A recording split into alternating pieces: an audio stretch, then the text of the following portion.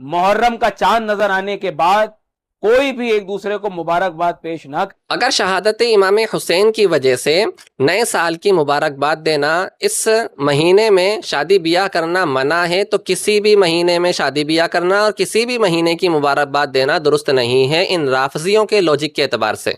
क्योंकि सफ़र में हज़रत सकीना की शहादत है और रबीउल अव्वल में इमाम हसन की शहादत है, तो इमाम हसन की शहादत की वजह से रबीउल अव्वल की मुबारकबाद इन राफजियों के एतबार से नहीं दे सकते।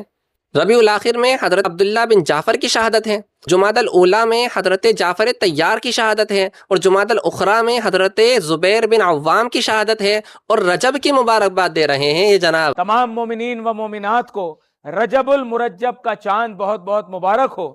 जबकि रजब में इमाम जाफ़र सादिक की शहादत है, जब तिजोरियां भरनी हो तब तो मुबारकबाद दे देते हैं। शाबान में इमाम जाफ़र सादिक के शागिर्द इमाम आज़म अबू हनीफा की शहादत है, जो अहले बैत से निस्बत रखते हैं, मोहब्बत रखते हैं। और रमज़ान में इमाम हुसैन के वालिद हज़रत अली की शहादत है, और ये जनाब रमज़ान की मुबारकबाद दे रहे हैं।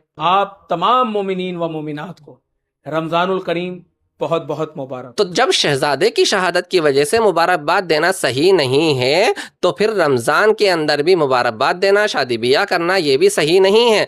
और शव्वाल में सैयदुश्शुहदा हज़रत अमीर हमज़ा की शहादत है, और ज़िलक़ायदा में हज़रत इमाम तकी की शहादत है, और ज़िलहिज्जा में हज़रत उस्मान गनी को 40 दिन तक भूखा प्यासा रख के शहीद कर दिया गया।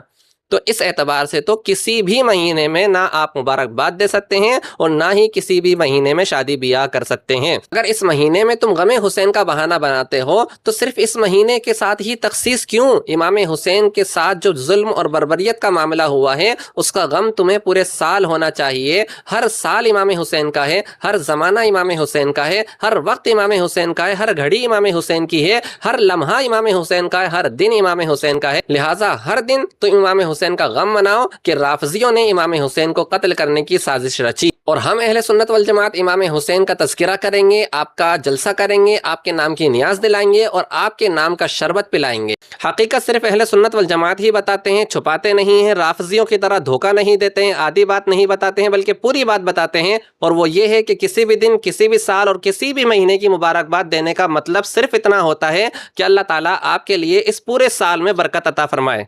सानिहे की तरफ हरगिज़ इशारा नहीं होता है। अगर सानिहे की वजह से मुबारकबाद देना नाजायज़ हो जाए तो फिर रमज़ान की मुबारकबाद देना भी नाजायज़ होगा क्योंकि हज़रत अली की शहादत है, और ज़िलहिज्जा की मुबारकबाद देना भी नाजायज़ होगा क्योंकि हज़रत उस्मान की शहादत है, और छठी शरीफ राफजियों का मनाना ये भी नाजायज़ होगा क्योंकि उसमें हज़रत इमाम जाफ़र सादिक की शहादत है।